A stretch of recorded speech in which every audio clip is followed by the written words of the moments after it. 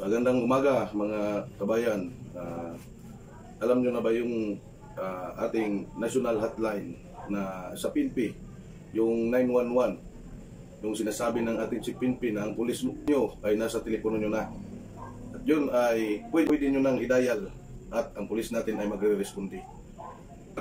Meron kayong nakita na mga disgrasya o mga away o patayan o kahit anong insidente, ay pwede nyo i-report sa ating 911.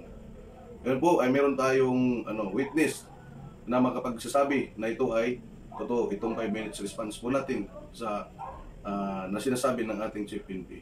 Ito po ay si Clyde Dalompinis na makapagsasabi dahil ito po ay witness ng isang insidente. Ano pong insidente ang nakita nyo po at na-witnessan nyo na mabilis yung PNP natin? Nakita ko po mabilis po ang pag-responde ng PNP tulad po ng disgrasya doon sa Lauren District.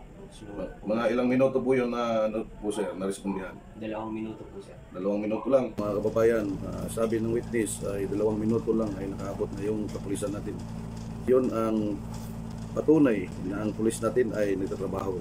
So yun, so ang gusto ng pulis, ligtas ka.